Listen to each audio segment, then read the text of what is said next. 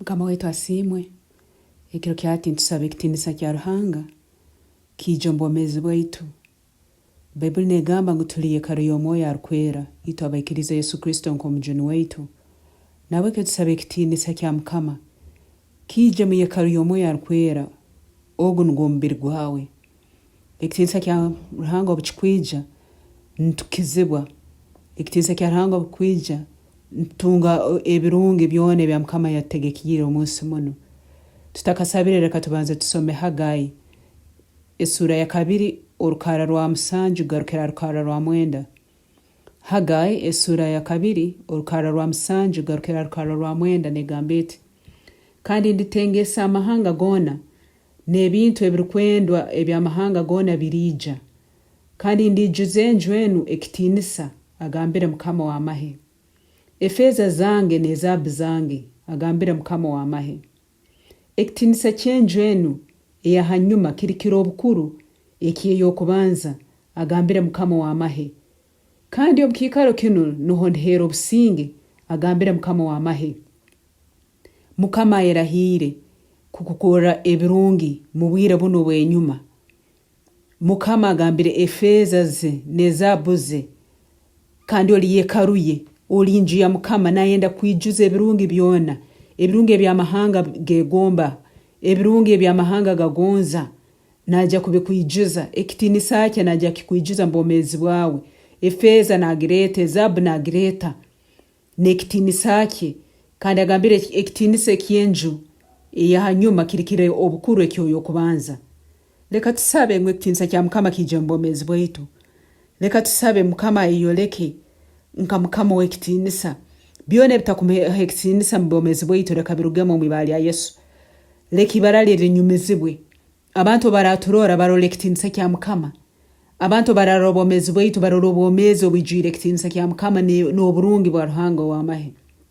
Leka tusabe MUKAMA ntukusima habwe ekinizo kyawe ngwenju eyahanyuma erikira eyokubanza mu kitinisa MUKAMA. Kandi tumanyire ntutuli ekaro y'omwoyo arukwera, tuli enju y'omwoyo arukwera. MUKAMA ekiro kya hati ninsaba otwijuza amani gawe, otwijuza ekitinisa kyawe, otwijuza oburungi bwawe.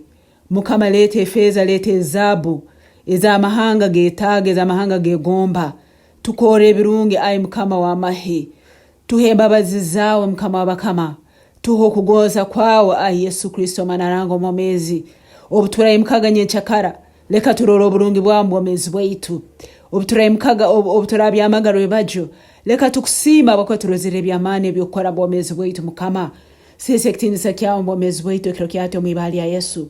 Leka ebirungi bikiro mu ibali ya Yesu. Leka ebinihizo byawo MUKAMA byolekwe mu Mubwomezi Bwaitu mu ibali ya Yesu. Abaraturora bagambe ngo abesiga MUKAMA tibayihururwa mananu. MUKAMA ntusaba mu ibali ya Yesu. Abaraturora bako ekitinisa bako bwakwero bwa Kaiso ngoli Ruhanga mwesigwa kandi atayina bugobya. Oli Ruhanga watagobeza aba bakwesiga MUKAMA wange. Ninsabe kiro kyate mu ibali ya Yesu. Obwomezi Bwaitu bwitwaro mukikare kishako mu ibali ya Yesu. Ababaire bacheke mu mubiri MUKAMA bahamani mu ibali ya Yesu Kristo. Bayibuli negamba ngo abesiga MUKAMA balifoka nk'empungu baligarurwa bushaka nk'empungu. MUKAMA ntusaba tugarure bushaka mu ibali ya Yesu. MUKAMA ntusaba obwomezi bushaka mu ibali ya Yesu. Ababaire bahoera amani nimba sabira amani amashaka mu ibali ya Yesu Kristo. Habo kwa niyo garura bushaka amani gaitu MUKAMA ntusaba mu ibali ya Yesu. Tuiruke tuleme kujwaho mu ibali ya Yesu. Turubate tuleme kugwensazo mu ibali ya Yesu. Leka tugende MUKAMA tungere ruguru nk'empungu mu ibali ya Yesu Kristo. Tuhamani gawo mu ibali ya Yesu. Tuimuche MUKAMA w'abakama. Tugare bushako mu ibali ya Yesu. Leka ekitinisa kyawe kiyoyoreka Mubwomezi Bwaitu mu ibali ya Yesu. Leka ekitinisa kyawe kiyoyoreka musente zaitu mu ibali ya Yesu. MUKAMA w'abakama leka ekitinisa kyawe kiyoyoreka mumaka gaitu mu ibali ya Yesu.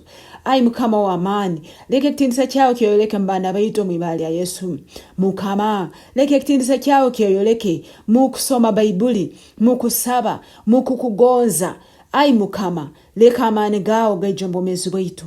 Amani agakukiza, endwaire amani agagarama abachekera amani omwibali ya Yesu amani agakuzaza business eyebireryemo mukama zikafoka 10 zikafoka 10 amani mukama wangu Mubwomezi agakuleta ensagi Mubwomezi Bwaitu ayi mukama ekiro kyati omwibali ya Yesu bungira bank accounts ezayomera mukama abamu na bank accounts bakazikinga habokuba busaye sente zikutahayo Bwaitu Bible agambire mu Efeza zawe nezabu zawe mukama wangu Mubwomezi omuntu onkusaba nawe ekiro kyati leka bank accounts zitunga Mubwomezi obwa mukama Ruhanga zitunga Ekitinisa ekya mukama Ruhanga ayi mukama abandi baina mobile money accounts Bwaitu barora sente mukama ekiro kyati leka Ekitinisa kyawo kiguhasimu z'abantu omwibali ya Yesu abere bamaziro obwire batakatunga gasente kore ekyamahanga ekiro kyati omwibali ya Yesu leta sente okuruga mu iguru mukama wabakama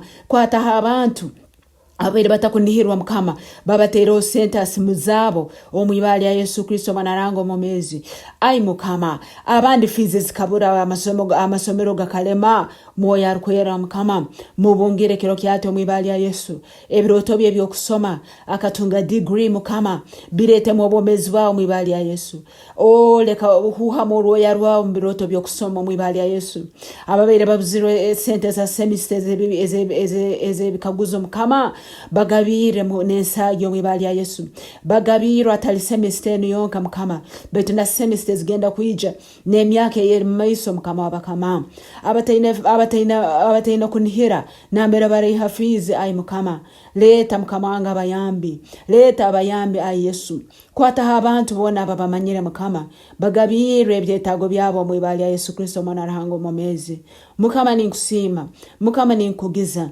habokubara abandi mukama basobirwe amakanga sana agabasenyere mukama abakama leta Mubwomezi bwawo mumakogo omwibali ya Yesu leta Mubwomezi bwawo mumaka mukama wangu Mubwomezi leta Mubwomezi bwawo mumaka mukama mama baraba yanga ino mwibali ya Yesu ni saba mukama wangu kwata Mubwomezi bwe agaruke mwibali ya Yesu abana abalekerwe abana abanagirwe mukama wangu Mubwomezi Bible negamba nguni otungira enfuzi niyo ziteka mu maka amarungi mukama bungira enfuzi mwibali ya Yesu bungira abana abanagirwe mukama abakama bungira amaka agatungira kwangana ayi mukama leta obumu moya arukwera leta obumu ayi mukama nyakukiza ekiro kyahati leke kigambo kyawe kyomezi kireta Mubwomezi bw'omuntu ono nkusabire ekiro kyati mukama ninkusima bokuba mwesigwa mukama ninkusima bokuba okozere byamani tukurozere tumanyi ngo butusaba esari na amani Bible negamba ukagamba leka abehekererezi kandi kyabaho mukama ekiro kyahati ntugamba nambera aberekirima kyona leka abehekererezi omwibali ya Yesu Mubwomezi obere mwekirima Mubwomezi obere mukusoberwa Mubwomezi obere mwekisirani ntugamba leka abe mwekererezi kya Yesu Kristo ekiro kyati omwibali ya Yesu mukama babona babere baine emito mkoto batakwenda kwikiriza habo kuba mbamanya ngo barakwikiriza mbaja kusigaye ebibi byabo bakwenda kukora mukama nisabe kiro kyahati osingule emitima yabo mwibali ya Yesu moya arukwera mukama singule emitima enyakugumira ngaino mwibali ya Yesu ayi Yesu singule emitima enyakugumangaine kandi oleto ogonza kwawe Mubwomezi bw'omuntu ono wakumpuliriza ninkusima mukama hakwa bintu byona bikozerwe okora mwibali ya Yesu Kristo mukama waitu. Amina. Mwebale Yesu.